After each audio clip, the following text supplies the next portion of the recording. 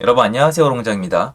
오늘 영상 내용은 제목대로 굉장히 슬픈 내용인데요. 아마 이런 영상 내용을 보신 적이 거의 없을 거예요. 그런데 지금 시점에서는 이 내용을 알아야 되고요.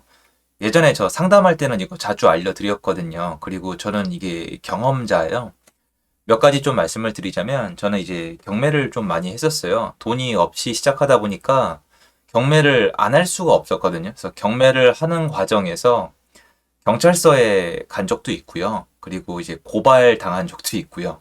그리고 멱살을 잡힌 적도 있고요. 그러니까 멱살 잡히고 폭행이죠. 그거 합의금 받았었고요. 그리고 이제 36개 줄행랑이라 그러잖아요. 그거 당한 적도 있고, 그리고 이제 정말 양심의 가책 때문에 잠을 못 잔 적도 있어요. 그거는 이제 제가 누구한테 뭘 그렇게 한 게 아니고요. 결과적으로 제가 좀 뭔가 이게 내 이렇게까지 해야 되나 이런 생각이 든 적도 있습니다. 그리고 두 번 정도 망한 적도 있습니다. 망했다는 건 뭐냐면 제가 변제를 못하는 거예요. 누군가의 돈을 돌려주지를 못하는 건데 지금 시점에서 사실 부동산이 좀 많거나 투자를 좀 적극적으로 했던 분들이나 아니면 최근에 금리 급등 아니면은 여러분 지금 수입이 좀 줄어든 분들은 해당 부분을 고민하고 있을 수도 있습니다. 그리고 그러면 안 되겠지만 그런 일이 없기를 간절히 저는 바라지만 여러분이 투자를 하시거나 경제활동을 하시면서 한 번쯤 겪을지도 모르는 일에 대해서 좀 안내 및 설명을 해드리고자 합니다. 시청하시기 전에 구독하기, 좋아요, 멤버십 부탁드리고요. 멤버십은 매주 토요일 라이브를 진행하고 있습니다.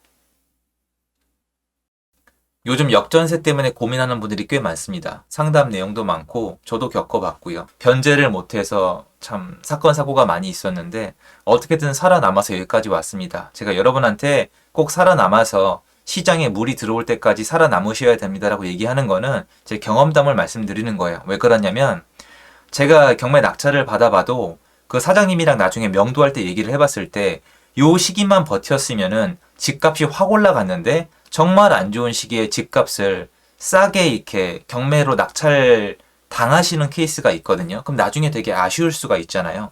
근데 그런 위기의 순간을 못 버티면은 정말 나락으로 갈 수가 있습니다. SBB 사태 볼까요?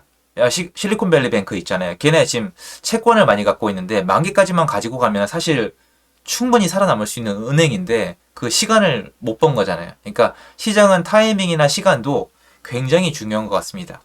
자, 여러분이 예를 들어서 몇 가지 예를 들어 볼게요. 서울에 집을 가지고 있거나 천안에 집을 가지고 있거나 아니면 뭐 울산에 집을 갖고 있다. 계시잖아요. 그런데 만약에 세입자의 돈을 못 돌려준다. 그럼 어떻게 될까요? 그럼 법적인 과정 말고 최종적으로 어떻게 될까요? 그 최종적인 시장이 경매 시장이에요. 그 최종적인 시장이 공매 시장이에요. 경매, 공매는 그래서 공부를 해야만 해요. 경매, 공매가 없으면 자산 시장이 돌아갈 수가 없어요. 빚잔치를 못 합니다. 돈을 빌려주고 최종적으로 할 수 있는 게 없어요. 왜냐면 이 사람한테 빨아낼 수 있는 거는 한계가 있거든요. 옛날 깡패들이나 그렇게 하지 요새는 그렇게 하면 큰일 납니다. 그러면 담보 물건의 가치를 믿고 하는 건데 담보 물건의 마지막 단계가 여기에요. 그러면 여러분이 만약에 자산을 가지고 있다면 내가 자산을 가지고 있는 그 해당 지역이 지금 경매 공매 시장에서 어떤 대접을 받고 있는가를 아셔야겠죠. 자, 예를 들어 볼게요. 남부 낙찰가가 감정가 100%를 넘어요. 영등포동이네요. 그럼 예를 들어서 여러분이 지금 영등포구 여의도동의 아파트를 가지고 있다? 근데 예를 들어서 내가 채무 불이행이다. 세입자분 돈을 못 돌려줬다 그러면은 나중에 경매까지 갔을 때 이 분위기가 연장이 되는 거예요. 물론 중간에 변화할 수 있습니다. 왜냐면 경매까지 넘어갈 때 시간이 꽤 걸리거든요. 뭐 강제 경매냐, 임의 경매냐, 뭐 전세권 설정이냐 이런 여부에 따라 다른데 어쨌건 지금 일단 확인을 하셔야 되는 거예요. 그리고 나서 대처를 하셔야 되는 거죠. 이게 무슨 뜻이냐면 감정적으로 들어가면 야, 이 전세자금을 왜 안 돌려주냐, 그 임대인 죽일 놈 아니냐라고 얘기하시겠지만 일단 그건 감정적인 부분이고 현실로 돌아오면 돈이 없으면 돌려줄 수가 없어요.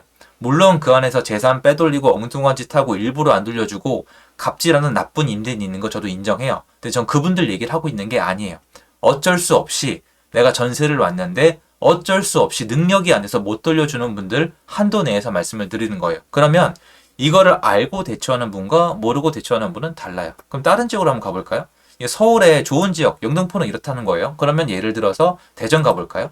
대전 가보시면은 자, 감정가의 70%에서 80%예요. 그러면 이 내 아파트가 물론 감정가 시기마다 다르겠지만 지금 시세에 비해서 한 7, 80%밖에 못 받겠구나. 내가 지금 이분한테 채무를 갚질 않으면 내 집에서 한 2, 30%는 그냥 날라가겠구나. 이 인식을 해야 되고 이런 분도 계세요. 야, 경매 넘어가면 반값 아니야? 내가 지금 알아보니까 우리 집 시세가 5억이던데 2억 5천은 그냥 날라가겠네. 이렇게 생각하는 분도 계신데 이거 보여드리면 그래도 70% 80%는 받네요. 이런 분도 계시고 가끔 하다 보면 이렇게 낮은 것도 있어요. 낮은 거. 그러니까 자기가 어느 지역이 어느 아파트인지를 봐야 되는데 대충 봤을 때 지금 대전 어때요? 대전은 거의 22년도 요때 감정평가 한 게 거의 지금 70%에서 80% 사이에 낙찰이 되고 있는 거니까 여러분이 만약에 채무불이에 그 집이 날아가게 되면은 7, 80%는 건질 가능성이 있다는 거고 내가 경매 낙찰이 될 때까지 시세를 쭉 확인을 해야 되는 거죠. 근데 여러분 지금 제가 이렇게 보여드리면 너무 당연하고 자연스럽잖아요. 근데 이거를 대부분의 분들이 몰라요. 그래서 제가 이걸 꼭 알려드립니다. 그런데 전국이 다 똑같냐? 절대 아니에요. 울산 가볼까요? 울산 가면은 자, 요거는 약간 요런 아파트들 동구 방어동에 이렇게 혼자 있는 아파트 요건 50%짜리도 있고요. 나머지는 아예 낙찰이 안 됐었어요. 그리고 또 뭐가 있죠? 또 한 군데는 70%대예요.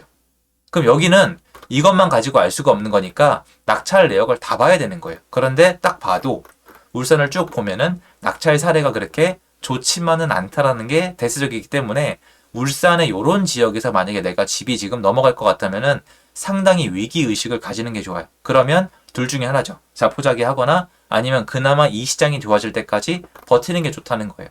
그럼 또 딴 데로 한번 가볼까요? 천안 어때요? 천안.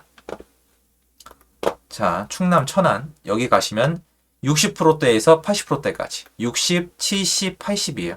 그러면 봐셨을 때 역전세가 났다. 집이 날아간다. 그러면은 당연히 세입자분한테 사죄를 드리고 양해의 말씀을 드리고 용서를 구해야 되겠지만 불편을 드리는 거니까 어쩔 수 없는 상황에서 자산이 넘어갔을 때 선생님 요새 낙찰가가 그래도 7, 80%는 나가니까 선생님 보증금은 다 돌려드릴 수 있겠습니다. 아니면 7, 80%의 낙찰이 된 다음에 얼마가 부족하니까 제가 언제까지 얼마를 구해 오겠습니다. 이렇게 설명이 돼요. 그런데 이게 없는 상황에서 공포심을 느껴서 임차인분이랑 싸우면은 임차인분도 굉장히 공포감을 느끼거든요.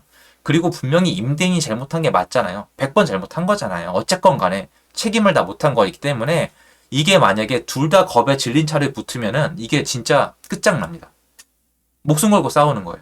그러면 안 됩니다. 요새 경매 낙찰 사례를 보니까 이러이러합니다. 그래서 제가 이런 계획을 가지고 있고 이렇게 최선을 다해서 변제를 해드리겠습니다. 이렇게 설명을 해야 좀 안심을 하실 수가 있습니다. 그래서 우리가 되게 선택을 잘해야 돼요. 내가 지금 자산시장에 와 있는 거기 때문에 자산시장에서 내가 뭔가 잘못됐을 때 맨 마지막에 어떻게 되는가 이거를 봐야 되는데 대부분의 분들이 이거를 잘 몰라요. 그래서 여러분 이게 여기는 유료 사이트인데 무료로 검색이 되는 것도 있거든요. 한 군데 더 볼까요 차라리? 지금 보셨으면은 예를 들어서 평택 이런 데 어때요? 평택 가보시면은 요거만 보고 판단하시면 안 돼요. 72%도 있고 22년도 내 95%도 있습니다. 그러니까 낙찰이 다 그때그때 달라요. 저는 몇 명 들어오는지 실제 시세랑 얼마나 차이가 나는지 막 경매장 분위기는 어떤지 이런 걸 다 보는데 쭉 보시면 됩니다. 그럼 여기도 보면은 70%에서 80%, 한 90%까지도 있구나. 그러니까 지금 이 세입자분한테 이렇게 설명을 드리고 내가 돈을 이렇게 구해오면 되겠구나. 그리고 이렇게 설명을 드려야 되겠구나. 이렇게 생각을 하면은 차라리 나아요. 근데 제가 옆에서 지켜봐도 임차인분들은 여러분 임차인분은 이걸 알아올 이유가 없어요. 임차인분이 할 수 있는 건 임대인한테 내 돈 내놔 하는 거 이렇게 맞아요 사실은. 그런데 현실이 그렇진 않죠. 근데 임대인분은 이것까지 알아가서 설명을 드려야 돼요. 기다려 보세요. 이런 옛날처럼 하면 안 돼요. 그리고 나중에 재판 가시면 판사님이 확실해요 태도가. 그렇기 때문에 이런 걸 미리 알고 내가 잘못됐을 경우에 대비를 잘 하자. 그래서 마찰을 줄이자. 이 취지에서 영상을 만들어 봤습니다. 도움됐으면 좋겠고요. 제 영상 여기까지입니다. 감사합니다.